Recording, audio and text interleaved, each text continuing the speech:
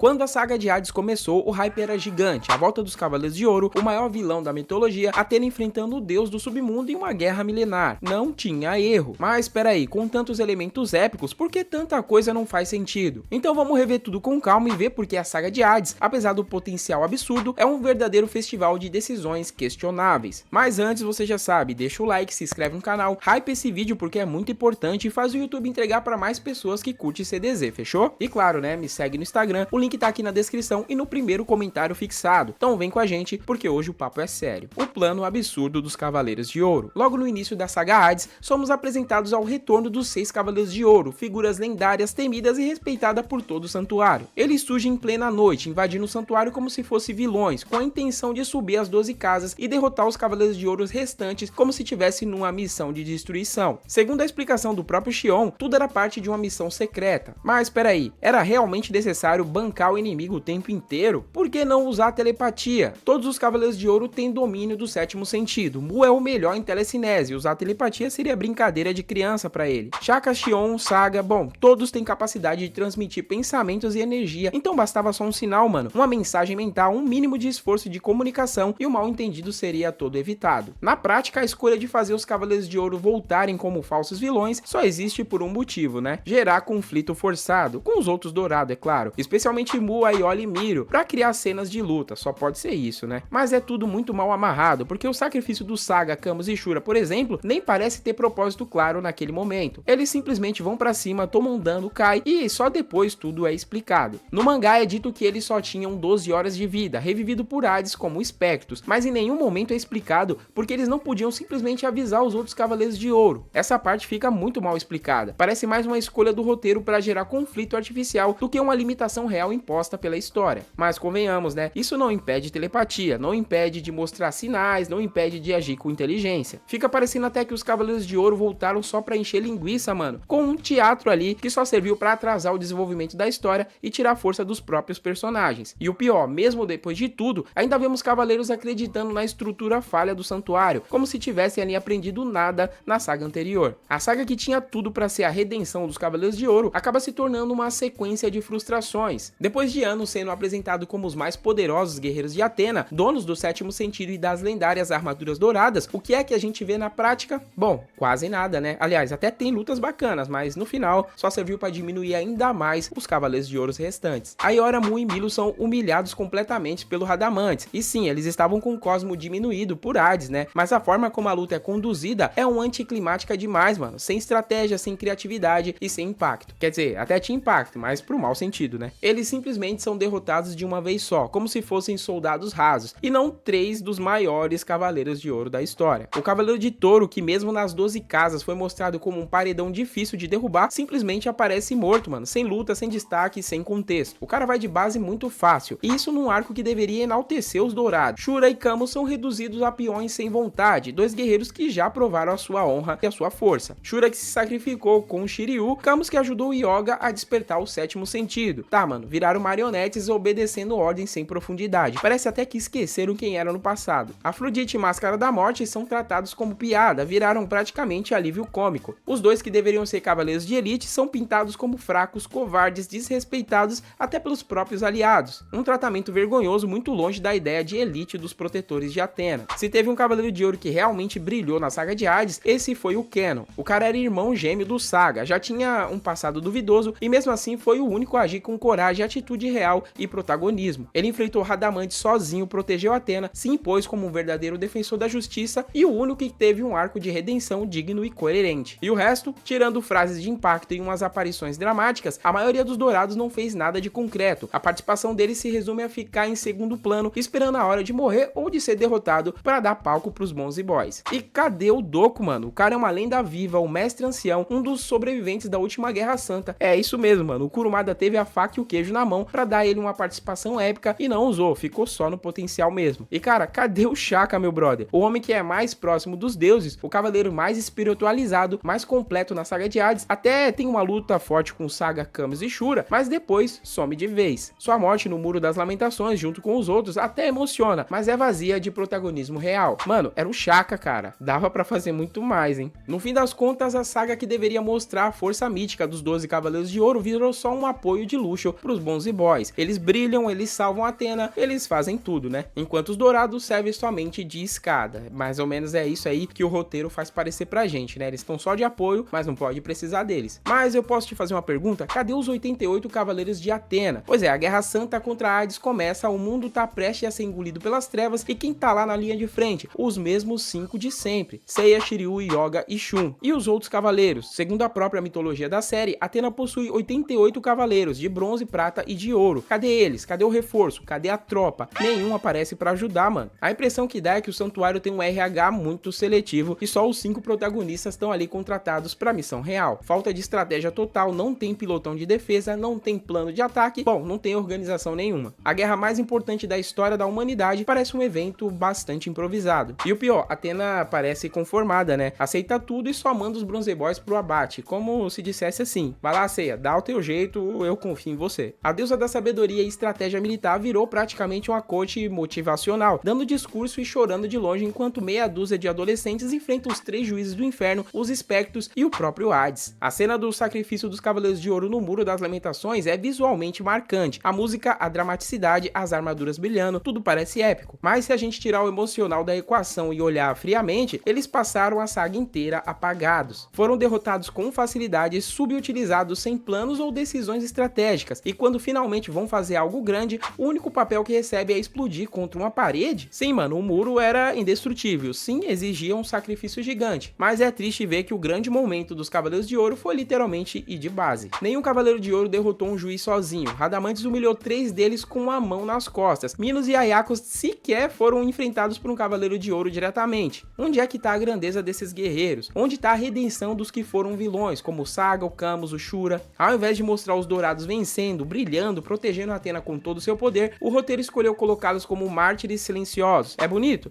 Mas é satisfatório? Bom, nem de longe, né? A impressão que fica é que o sacrifício foi só um jeito de compensar o que a saga não entregou na real. O mundo de Hades, os espectros, os conceitos das 3 fases, Santuário, Inferno e Elísios, tudo isso parecia promissor demais para dar errado. Era a chance de elevar os Cavaleiros do Zodíaco a outro nível. A mitologia tava ali, os antagonistas tinham peso, a atmosfera era sombria, densa, cheia de tensão, mas aí, onde deveria haver estratégia, vemos improviso. Os cavaleiros entram no submundo como se fosse uma caminhada no parque. Cadê o plano? Cadê o comando? Cadê Athena liderando um exército de fato? A construção de um mundo tão complexo acaba sendo desperdiçada porque quase não teve exploração dos espectros, não teve batalhas memoráveis, fora dos protagonistas, né? Os 3 juízes de Hades não têm o impacto que deveriam, os Elísios que prometiam ser o ápice são corridos, mal desenvolvidos e com resolução apressada. Sim, eu gosto dos Cavaleiros de Ouro, amo Cavaleiros do Zodíaco, é uma das minhas obras favoritas da vida, cresci assistindo, vibrando e até hoje eu curto demais esse universo, mas gostar não significa passar pano, né? A verdade é que a saga de Hades era pra ser o auge da história, o grande clímax, a guerra final, e o que a gente recebeu? Um show de desperdício, personagens mal aproveitados e decisões de roteiro que não fazem muito sentido. A ideia era mostrar o brilho dos 12 Cavaleiros de Ouro, o peso dos espectros, a gravidade da ameaça do Hades, mas no fim tudo gira em torno dos mesmos 5 protagonistas, enquanto o resto assiste de camarote, ou vai de base sem fazer muita diferença. Você também acha que a saga de Hades prometeu mais do que entregou? Qual foi a cena mais frustrante pra você? Deixa tudo aí nos comentários que eu vou ler geral e a gente bora trocar aquela ideia aqui embaixo, beleza? É claro, deixa seu like, se inscreve no canal, hype o vídeo porque isso ajuda muito o conteúdo a alcançar mais gente, beleza? Segue a gente também no Instagram, o link tá aqui na descrição e no primeiro comentário fixado. Tem muito conteúdo vindo por aí, se você curte CDZ, anime raiz e debate sem filtro, cola aqui que a gente vai expandir o cosmo até explodir, fechou? No mais é isso, tamo junto, obrigado por assistir o vídeo, até a próxima, fui!